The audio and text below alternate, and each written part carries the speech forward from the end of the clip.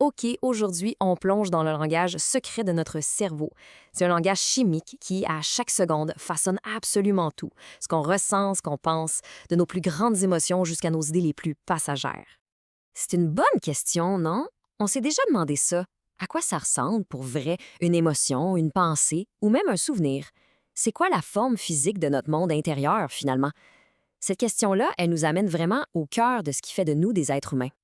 Ben, la réponse, elle est à la fois super simple et incroyablement complexe. C'est que toutes nos expériences, je dis bien toutes, sont le résultat de milliards de petits signaux chimiques qui s'échangent à une vitesse folle. C'est comme une conversation constante, non-stop, qui se passe dans notre tête.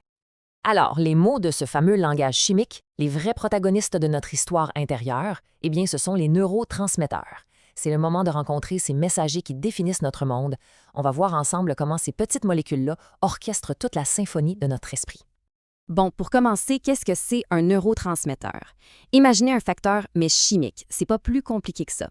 Sa job, c'est de prendre un message d'un neurone, de le transporter à travers un tout petit espace qu'on appelle la synapse et de le livrer à un autre neurone. C'est vraiment la base de toute la communication dans le cerveau. OK, maintenant, on va zoomer pas mal au niveau microscopique. On va aller voir comment ces messages-là sont envoyés avec une précision et une vitesse complètement folle. C'est vraiment comme une course à relais, là, mais en version ultra rapide et parfaitement synchronisée. Et voilà le point de rencontre, la synapse. C'est là que le fameux relais se passe. Il y a 3 parties importantes. On a le terminal de l'expéditeur, qui est plein de messages prêts à partir. Ensuite, il y a un petit espace vide, la fente. Et de l'autre côté, on a la membrane du récepteur qui attend de capter le signal. Le processus, c'est comme une chorégraphie mécanique super précise. Premièrement, une impulsion électrique arrive au bout du neurone. Ça fait entrer des ions calcium.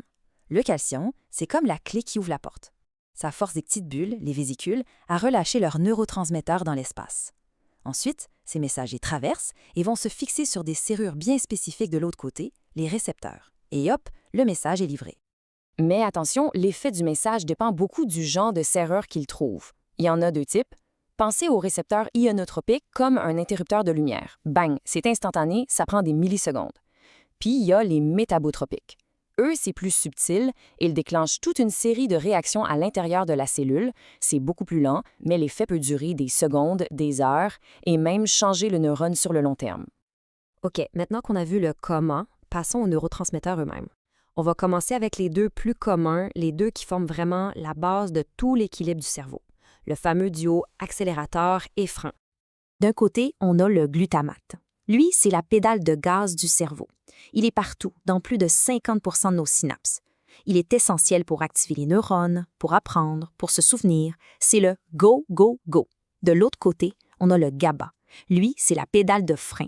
Près de 40 de nos neurones l'utilisent pour calmer le jeu, éviter que le moteur surchauffe et réduire le stress.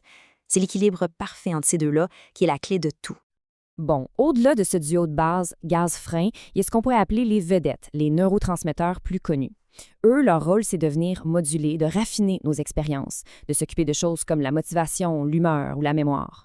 On commence avec la fameuse dopamine. Tout le monde pense que c'est la molécule du plaisir, mais c'est pas tout à fait ça. En fait, la dopamine, c'est la molécule de la motivation. Elle n'est pas là pour le plaisir de recevoir la récompense, elle est là pour le désir, l'anticipation, l'effort qu'on met pour aller la chercher. C'est vraiment le vouloir, pas l'aimer. C'est ce qui nous fait bouger. Et cette dopamine, elle est pas mal polyvalente. Elle opère sur 4 circuits principaux comme si elle avait 4 jobs différents. La voie nigrostriée, ça c'est pour le contrôle des mouvements. La voie mésolimbique, c'est le circuit de la récompense et de la dépendance. La voie mésocorticale, elle gère la planification, les grosses décisions. Et finalement, la voie tubéro-infundibilaire qui s'occupe de réguler certaines hormones. Une seule molécule, mais 4 chapeaux différents. Ensuite, on a la sérotonine. Si la dopamine, c'est le moteur, la sérotonine, c'est un peu le régulateur de vitesse. C'est pas un frein brusque comme le GABA. Elle favorise plutôt le calme, la patience, le bien-être. C'est le grand stabilisateur de l'humeur, mais aussi de l'appétit et du sommeil. Et il ne faut pas oublier l'acétylcholine. Pensez à elle comme la molécule du focus, de l'apprentissage. C'est elle qui nous aide à être alertes, attentifs et à enregistrer nos souvenirs. C'est pas pour rien que la maladie d'Alzheimer est liée à une perte des neurones qui produisent ce messager. Maintenant, le point le plus important de tout ça, c'est que cette chimie cérébrale, c'est pas une fatalité. Ce n'est pas coulé dans le béton. Nos choix de tous les jours ont un impact direct et vraiment puissant sur tout ça. En gros, on est le chef d'orchestre de notre propre symphonie neurochimique. Et devinez où ça commence? Dans l'assiette. C'est simple. Pour fabriquer ces messagers, le cerveau a besoin de matières premières. Pour la dopamine, par exemple, ça prend de la tyrosine. Pour la sérotonine, c'est du tryptophane. Et bien sûr, ça prend des vitamines et des minéraux pour que tout fonctionne. Notre alimentation, c'est littéralement la matière première de nos humeurs et de nos pensées. Regardez ce chiffre. 95 %. C'est énorme. Mais 95 % de quoi, à votre avis?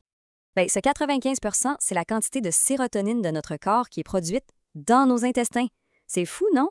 Ça montre à quel point la connexion entre l'intestin et le cerveau est puissante. Notre microbiote, les bactéries dans notre ventre, a un impact direct sur notre humeur. C'est pas pour rien qu'on entend de plus en plus parler de l'intestin comme de notre deuxième cerveau. Bon, comment est-ce qu'on applique tout ça à notre vie d'aujourd'hui?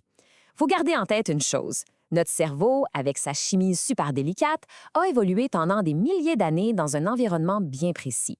Et là, on le catapulte dans un monde qui n'a plus rien à voir. Cette citation-là, elle résume parfaitement le problème. Quand on parle d'hyperstimulation de la dopamine, pensez aux notifications, aux likes, au défilement infini, toutes ces récompenses instantanées. À force, le système s'épuise. Les récepteurs deviennent moins sensibles. C'est comme si on criait tout le temps dans les oreilles de notre cerveau et il finit par baisser le volume. Ça mène à une sorte de fatigue cérébrale. Finalement, tout revient à une question d'équilibre. La clé, que ce soit pour la performance, la stabilité émotionnelle ou le bien-être, c'est de trouver l'harmonie entre le système accélérateur, la dopamine, le glutamate, et le système frein, le GABA, la sérotonine. Il faut savoir quand appuyer sur le gaz, mais aussi et surtout quand appuyer sur le frein. Je vous laisse avec cette question pour réfléchir. Notre cerveau, notre hardware, a été bâti pour un monde où tout était rare. La nourriture, l'information, les récompenses. Alors comment est-ce que ce même cerveau est supposé gérer un monde d'abondance, surtout d'abondance numérique? Comment peut-il non seulement survivre, mais prospérer? C'est peut-être ça le plus grand défi de notre époque pour notre bien-être. Merci de votre écoute.